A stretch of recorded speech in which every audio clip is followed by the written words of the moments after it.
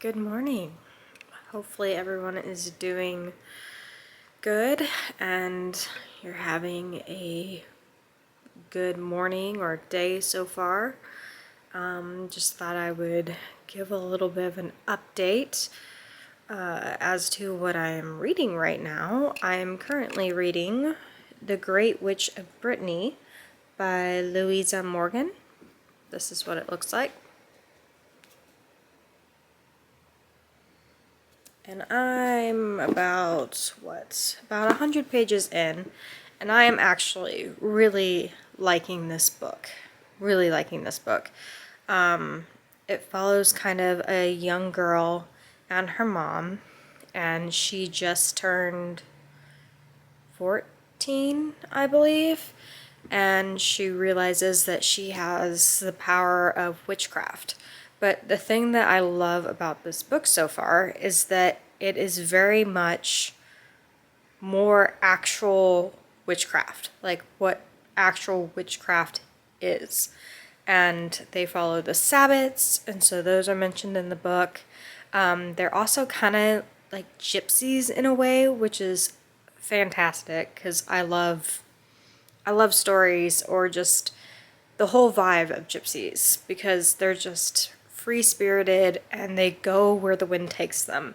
And there's something really lovely about that, not being too attached to any one place or any, most material items, Now granted, I think it's great to have a place that you can call home, but a lot of gypsies go from place to place, and whenever they feel the need to move, they move. So she kind of lives in like a tribe in a way that's derived from gypsies. And so, of course, the outside world kind of frowns upon them because that was very much the case with back in the day. I mean, even if you see movies like The Hunchback of Notre Dame, gypsies were not popular people.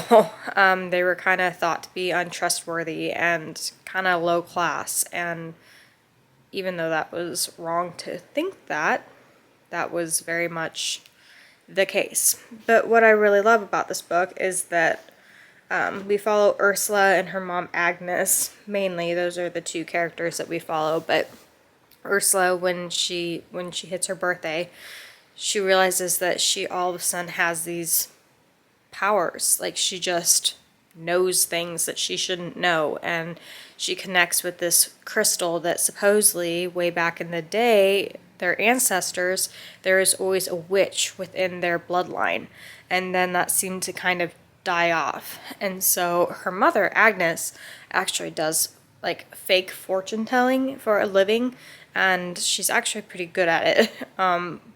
But then once Ursula gets her powers, they realize that they can actually give good fortunes to people, like true and accurate fortunes.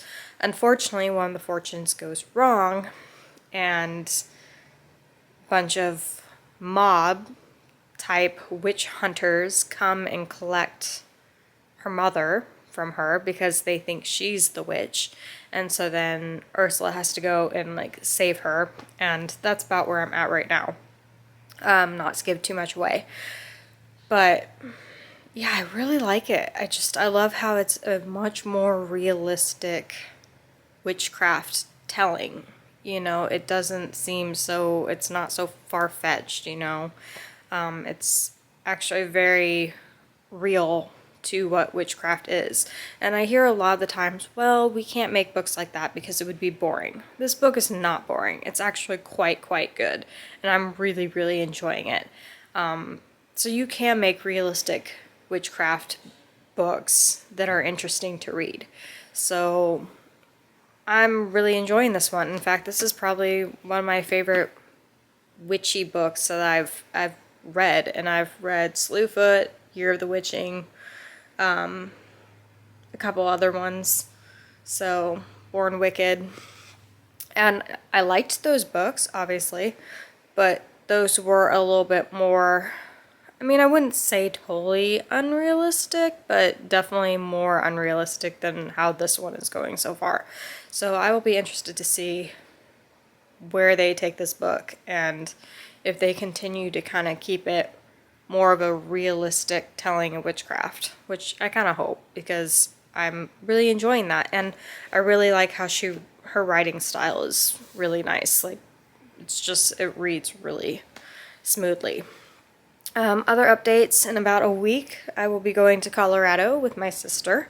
So hopefully we will get a good vlog in there. We're going to be doing some skiing, hopefully some hiking. So we'll hopefully be able to see some beautiful, beautiful sceneries and whatnot. Yeah, so other than that, I think that's kind of the update right now. Hopefully you're all getting through Pisces season okay. I know it's been a little bit of a rough ride for some of the people in my life, so, but yeah, I will check in with you some more later. Bye.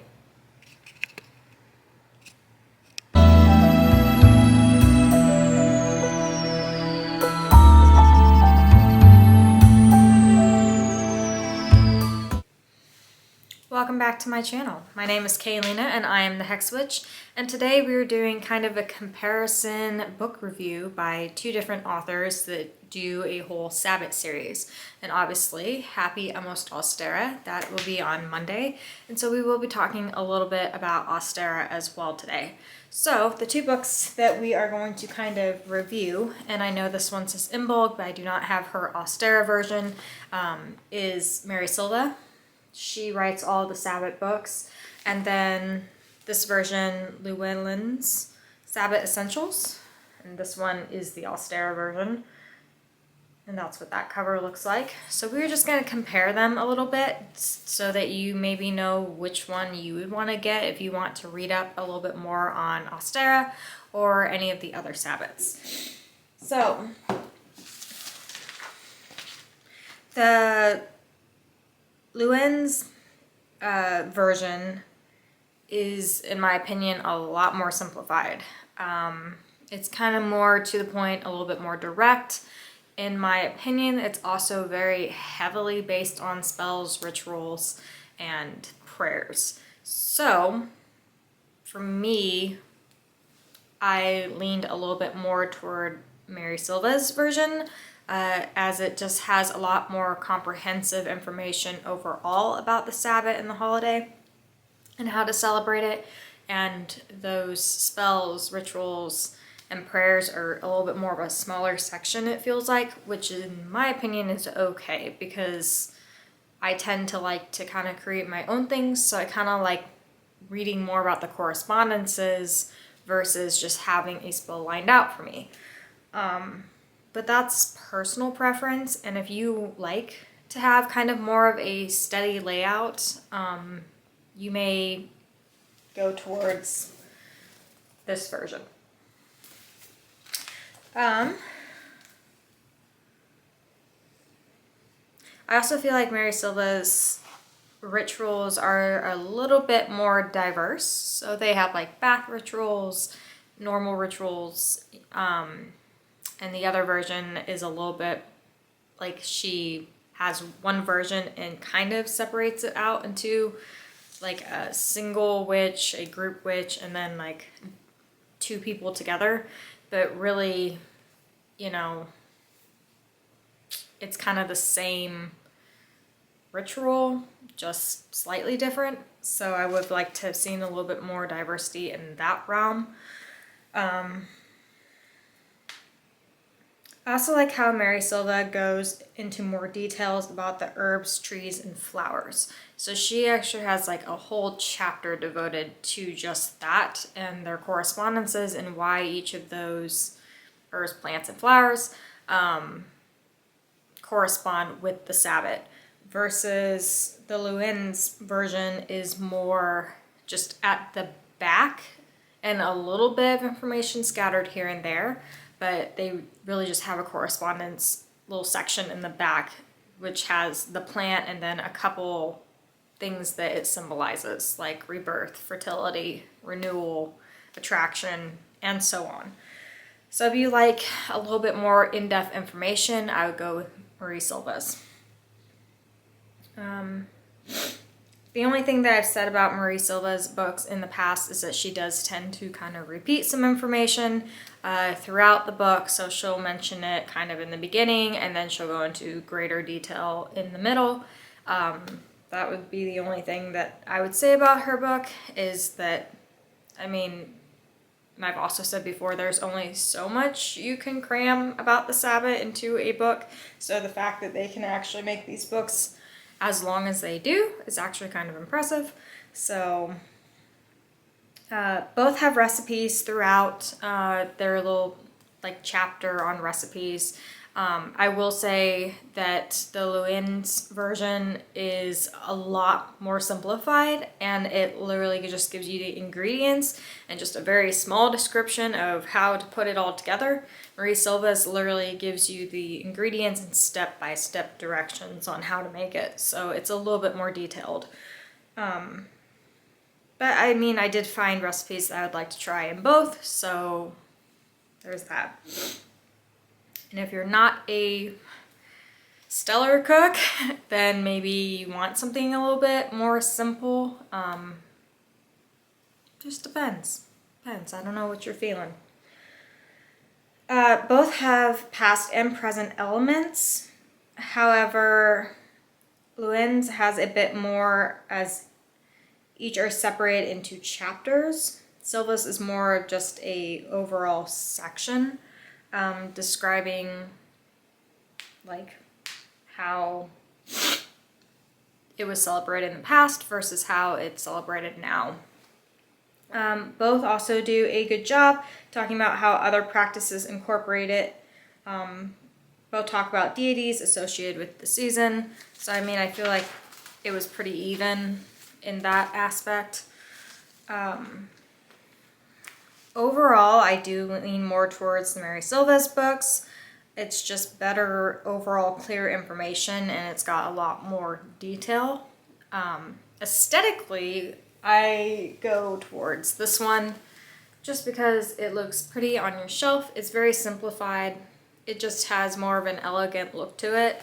It is smaller as well, so I feel like it just fits on your shelf better and is just overall a little bit more aesthetically pleasing versus this one, which does kind of feel like a glorified pamphlet in a way.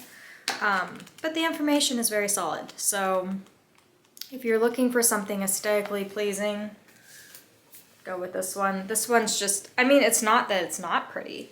It's just the design is not quite as elegant looking. It's a little bit more busy. But that's kind of my opinions on that. So let's talk about Ostara a little bit.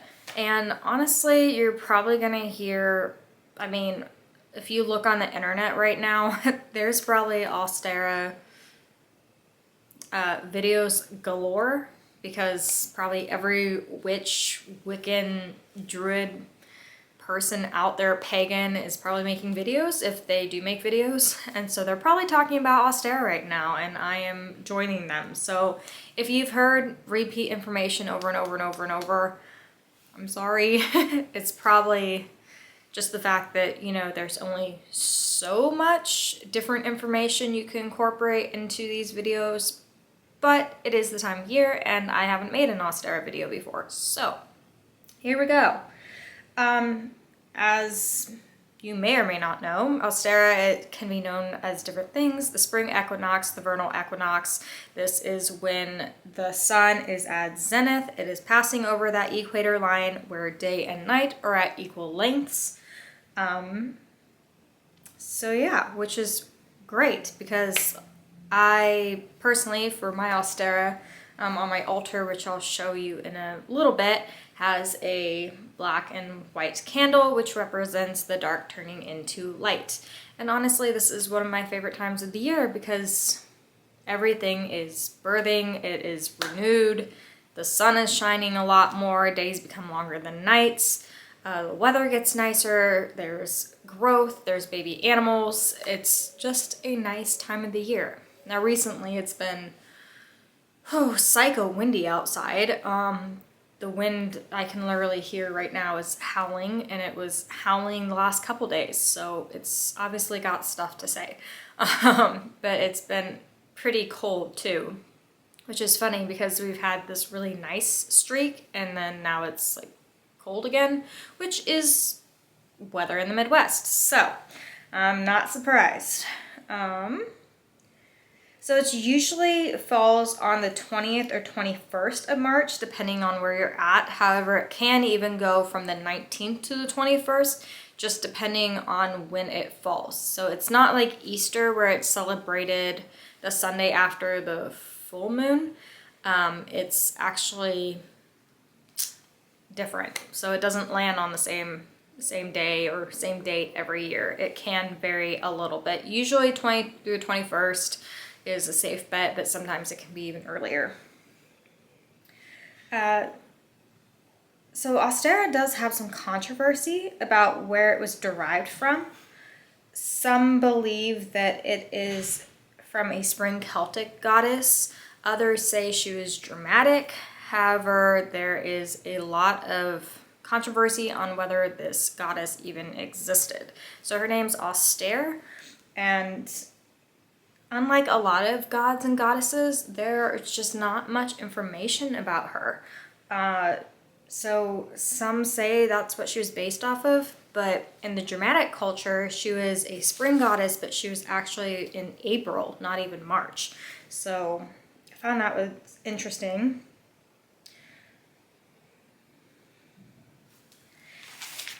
A more current story of where she came from was that she had found a sick, dying baby bird, I don't know. But anyway, it was sick. She healed it and turned it into a hare. However, the transformation wasn't complete, and so this hare was still able to lay eggs.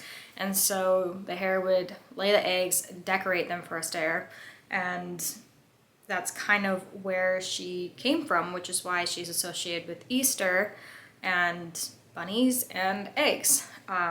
This was also kind of was taken from a Ukrainian folk myth tale where they celebrate let me find the word because otherwise I'm gonna butcher it. The Pisanki, which is their handcrafted, beautifully decorated eggs. So that was kind of a story derived from that. So it's just funny how you see all these different cultures and each one of them kind of has a story to talk about the spring, and the spring equinox was really important to cultures all across the world throughout history. So it's obviously got a real part to play. It was also said that the Egyptians also used to paint eggs in celebration of Isis, who was the mother goddess. So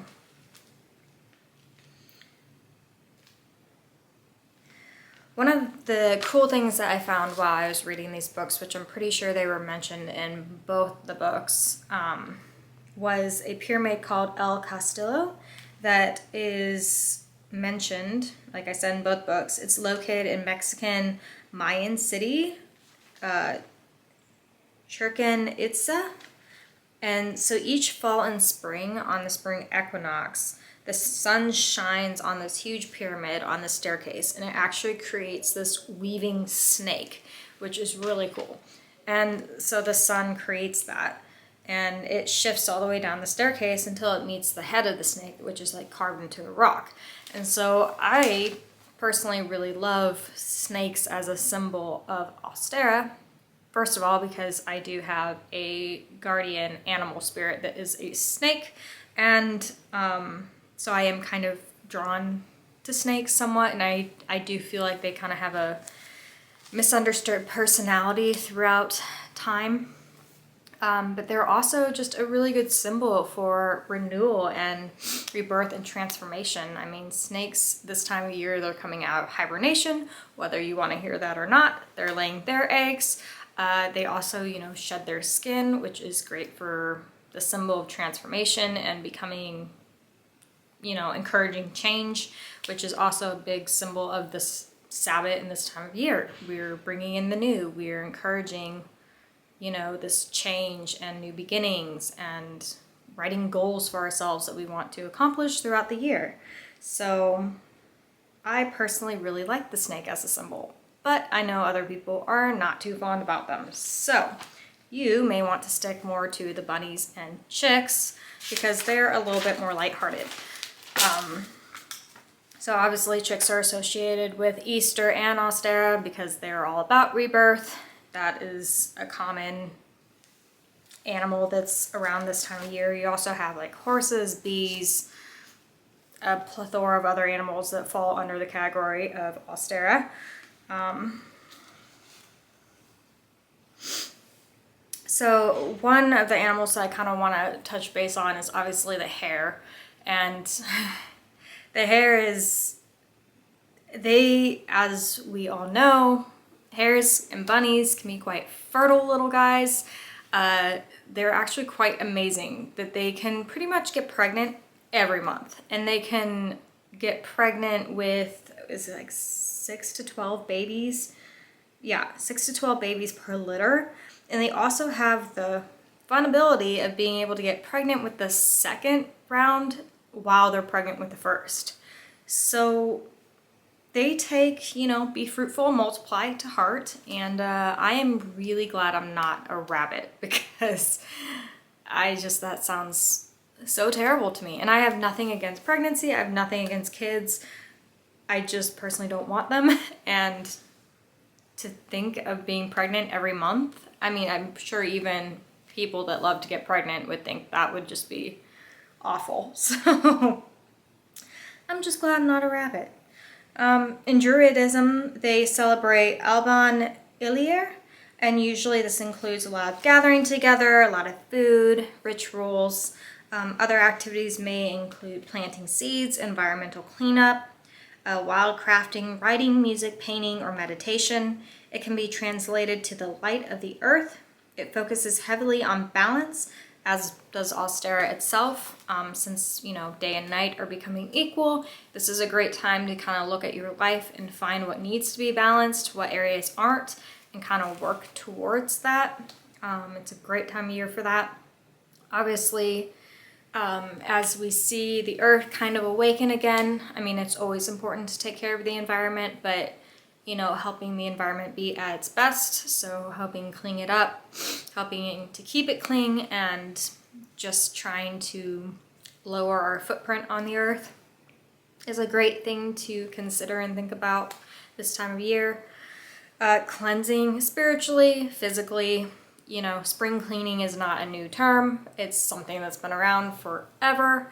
And it's usually something that people feel motivated to do this time of year. You know, we're coming out of the slump of winter, we're finally kind of awakening, we're kind of coming out of that seasonal depression, we're more motivated, we're ready, and we want our houses, we want our spiritual house to be kind of renewed, cleansed, ready to go, ready to hit the warm months head on. So, and obviously, depending on where you're at in the world, you may still have a wee bit of winter left still. So you may not quite be in that phase of, yay, it's spring, because you probably still have snow through March, potentially even April.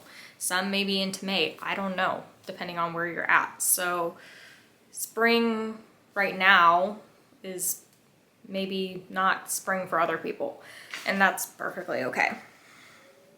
As a whole, this is a great time for creating projects, new ideas, growing, planting, nurturing, and cleansing.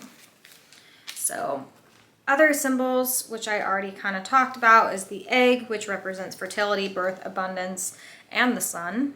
Hot cross buns, which represent the 4 elements, the major phases of the moon, as well as the 4 fire festivals of the Sabbats. I already briefly talked about the serpents/dragons. They're coming out of hibernation, laying their eggs. They represent birth, renewal, and can be found in creation myths.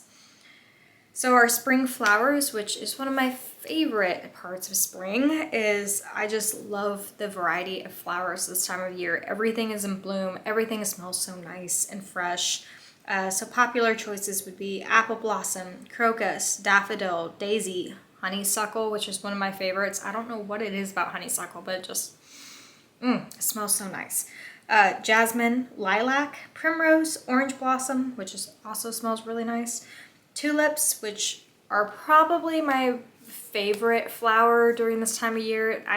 They're just so precious. I love their variety of colors, and they just smell nice, and they just really brighten up a space.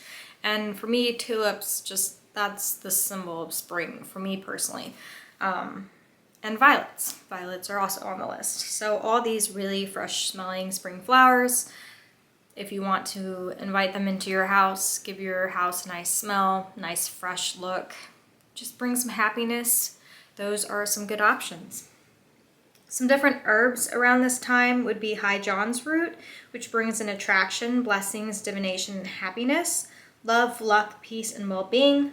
You have the Irish moss, which is all about luck and money. And then you have lemongrass, which is psychic awareness and purification. So those are some options for herbs that you could pick.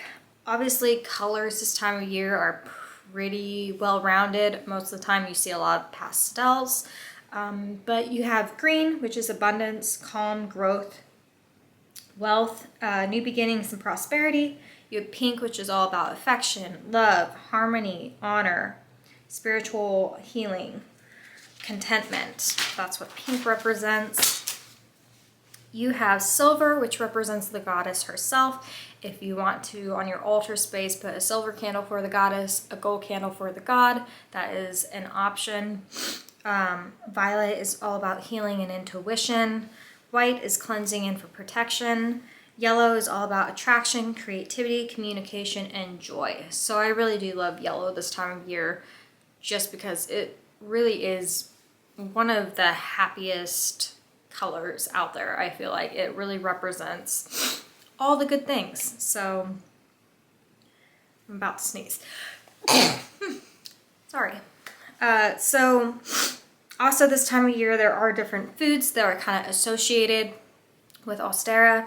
You have asparagus, dill, eggs, honey, lamb, lettuce, radish, seafood, and onions. So a lot of the things that you can grow, that you can cultivate yourself, a lot of the farm kind of foods that you can harvest, those are kind of the things that are associated with this time of year. So lastly, kind of things that you can do to celebrate Ostara. Now granted, I say this and you could do a bunch of things or you could do nothing at all. It just depends on your schedule, what you feel like doing. Some people celebrate Ostara very heavily, other people do not. So, and honestly for me, it kind of just depends on the year, because if I'm just not around, then it's definitely more of a subtle celebration. If I actually have the time for it, then I'll maybe go a little bit more full out. I like to bake, I like to light my candles, I like to do some meditation. I like to give an offering to the animals potentially, just because this is kind of their time of year. They are being born, they are coming out of hibernation. So yeah, but it just depends. So different popular things that you can do is seed planting, obviously, or getting your garden ready to go. If you are a gardener, me, myself, I would love to become more of a green thumb, but it's kind of this rocky road of I tend to be able to start things really well, and then somewhere along the way I mess up. So I need to read some more gardening books or get some more tips, or even go to my grandma, who is literally the biggest green thumb I know, and ask her how the heck she keeps all these things alive. I mean, she's one of those beautiful people that she could have the most decrepit looking plant that's literally on the verge of death, maybe is dead, and she can somehow bring it back to life, and it flourishes and it looks beautiful. And I don't know how she does it, but she does. And these plants that shouldn't get as big as they do just grow and grow and grow for her. So she's got the green thumb all the way, and I love that about her. She has her own garden, she has her own plants, yeah. she's a green thumb for sure, and I would love to be like that at some point. I mean, I do have space kind of in my backyard where I could kind of put like a little garden if I wanted to. I tried the little troughs that you set on like your deck or whatever, and it was going well, except for the fact I was infested with ants. So there's that. And obviously I don't want to use pesticides on my plants. So, and I know there's more natural ways to kind of deflect them from coming around. I just have to do more research. So, but that's a whole other tirade for another day. You can also plant seeds, metaphorically speaking, too. What seeds do you want to plant for the rest of the year? The great thing is, you know, you have New Year's where you celebrate kind of new goals, but then you have Ostara, which is actually technically the beginning of the year for the wheel of the year, and you enter Aries season, which is the start of the zodiac sign again. So if you've been kind of having a rough start to the year, this is a good chance to kind of reestablish those goals and set a clear path ahead. So that's kind of the fun part about being a witch, is that you get kind of several redos when it comes to kind of setting your goals. And honestly, you can have those goals whenever you want, because there's really no guideline as to that. So dyeing and painting eggs, obviously, if you want to make your own pasankis and do art from your own culture. I'm actually Russian, so I've been trying to kind of dive into my Russian heritage more so, just because there's a lot of culture and history throughout the Russian history. Obviously with any culture that's the case, but they have some just really cool, what's the word I'm looking for? Traditions. That's the word. Sorry. Sometimes my brain is just a little bit slower than I would like it to be. So, traditions, but they definitely have some very diverse, unique art that's very much from that culture and representation of them, and different symbols and stuff that they paint on their eggs. That I think would be really cool if I have the patience to hand paint things like that. I'm not the best artist in the world. I do a lot more digital art, if anything, but when it comes to painting and drawing, my hats are off to all you artists, because I just stare at some of your work and I'm just like, oh, it's beautiful, it's stunning, and I wish I could do it, but it's a real talent that I do not possess. Feast with family, picnics if it's nice enough outside, just getting together, eating food. I mean, that's kind of a classic thing to do. It seems like on all of the Sabbats, you get together and you eat food. Why not, right? Nothing wrong with that. Egg hunts, which you are never too old for an egg hunt. Let me tell you, to this day, my family and I still, when we get together on Easter, because they celebrate Easter, and obviously I have all these years as well, even though now that I'm definitely associating more with the witchy side of me, I almost am drawn more towards Ostara as a whole. But that doesn't mean I don't like a good egg hunt and that I don't like celebrating Easter with my family.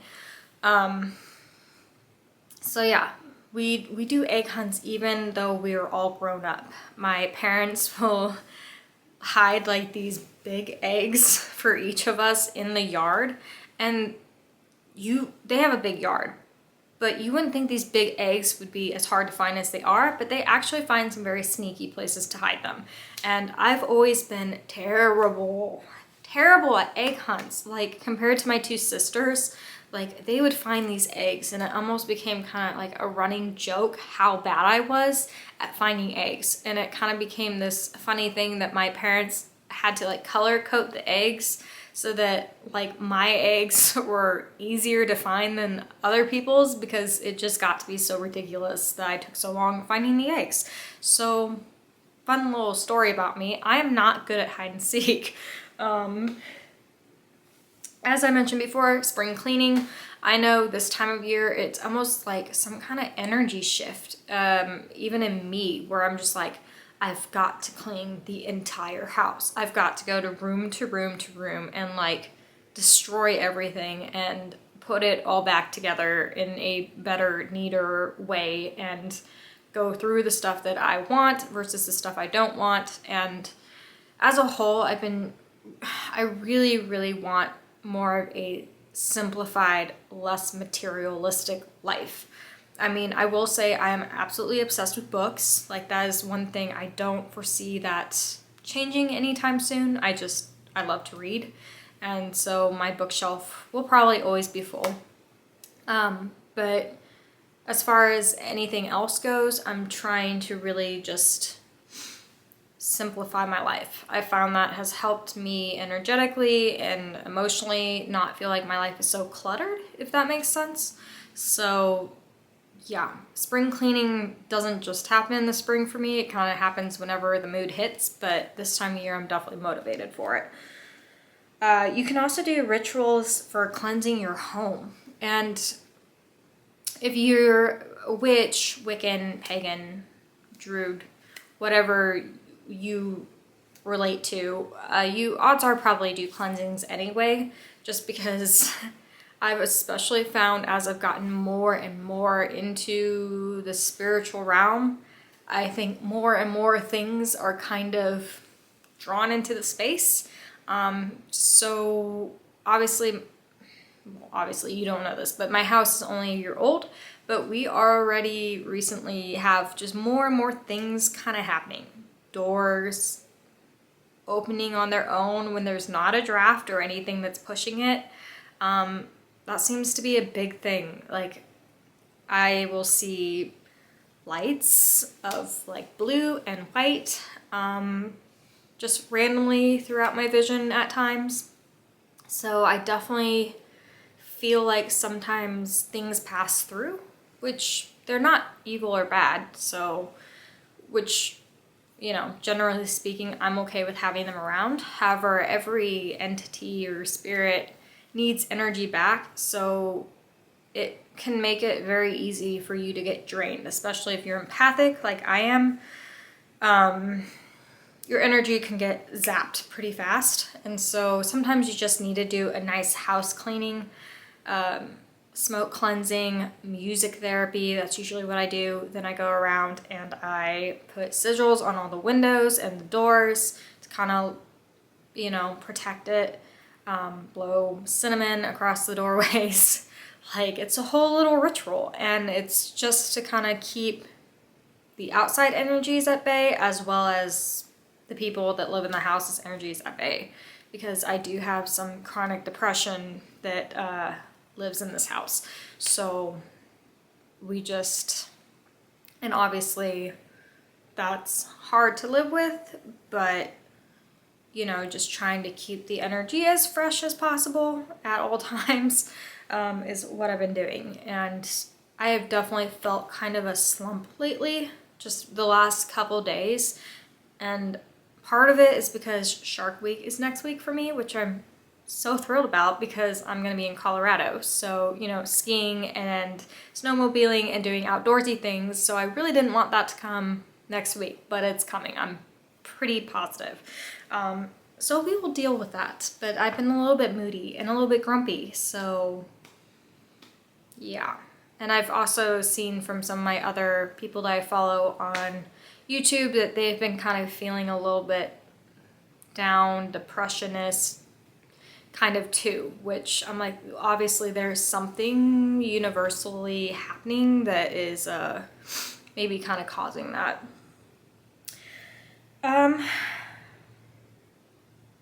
So yeah, I already mentioned garden prepping, taking care of nature, altar decorating, which I'll show you my altar. It's pretty simplified. I've got my Ostara tarot, which is my favorite tarot to work with. I've mentioned, I think before in other videos, or at least on Instagram, that tarot and I have actually connected very well. It's very honest with me. It's very straightforward. It does not tend to sugarcoat things, which a lot of the times I want. However, I have discovered recently that tarot deck does not approve of reading for other people. Because when I do tarot for myself, it's always very clear, very accurate, and really fits with what, is going on and the questions I'm asking. But recently I've been trying to kind of ask it questions about other people, and I've even cleared the deck before doing it, and it just gives me this jumbled confusion. Like when I first got it and I was first tuning into its energies, how that happens where you just don't get the most accurate readings because it's learning to connect with you and your energy and vice versa. So it was giving me all these jumbled readings, and I finally just got the thought that it doesn't like reading for other people. And so I'm getting that vibe from it. And so I'm like, okay, that's fine. We won't read for other people. I will use my other deck to read for others, and that deck doesn't seem to care. So we are doing that. But I love my Ostara deck. I use it all the time. New moons, full moons, the beginning of the month, any of the Sabbats, any kind of readings I'm doing, I usually use that one. So we're tight, but apparently not tight with other people. So, which is just fine. I don't mind. Bonfires, which I feel like having a bonfire, if you read pretty much every Sabbat book, it mentions bonfires, which I'm fine with. I don't mind having a good bonfire or sitting by the fire. It's just very ritualistic for me, I guess. So yeah, bonfire. Just every Sabbat, bonfire. Divination work, which obviously I just mentioned tarot. If there's other divination forms that you like, scrying, pendulums, now's a good time just to get some of those questions out that you're, wondering about for the rest of the year. What's coming, health-wise, money-wise, family-wise, friends, romance, whatever it is. Now's the time to ask those questions.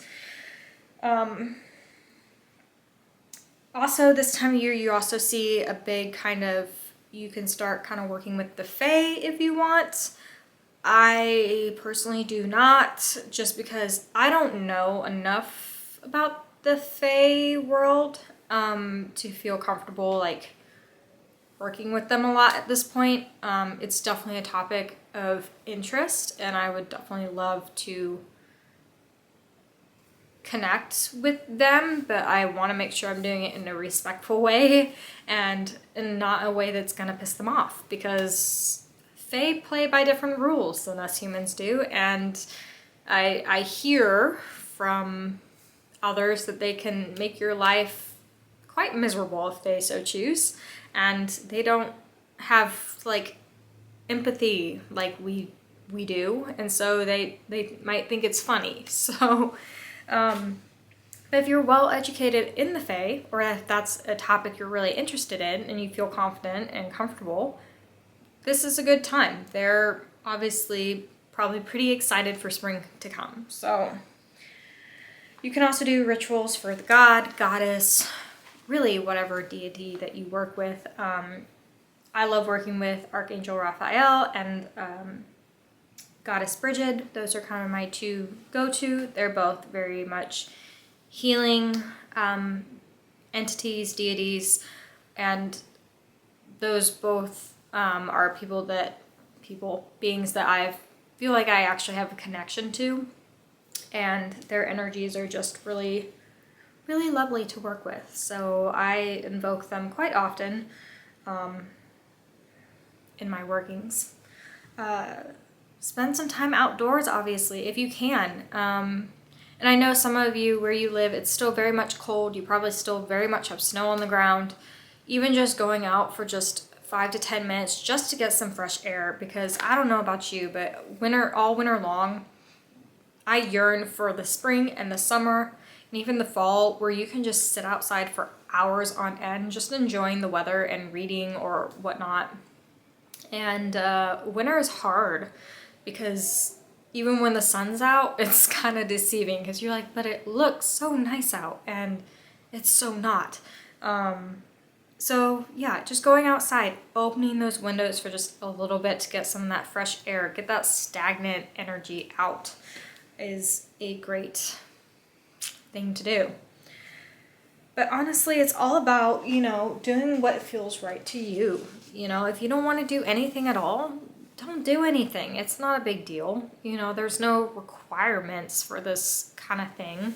At least not in my world. If you practice maybe a certain religion, there may be more requirements, but for me, I just practice witchcraft, which I find just invigorating because it's very spiritually open, which allows me to keep an open mind to a lot of different things. But whatever is you celebrate, as long as it makes you happy, and you're not hurting anybody, I say do what feels right. So, yeah, so that's pretty much all I have for you today. I hope you enjoyed the video. If you did, like and subscribe, and I don't know, drop a bunny or a flower or a chick or a snake or something in the comments below. Share with me how you're celebrating Ostara this year, if you're celebrating at all. And I will be back next week for another vlog video, hopefully completely surrounding my Colorado trip. So yeah, until next time, stay happy, stay healthy, happy Ostara, and I will see you next time. Bye.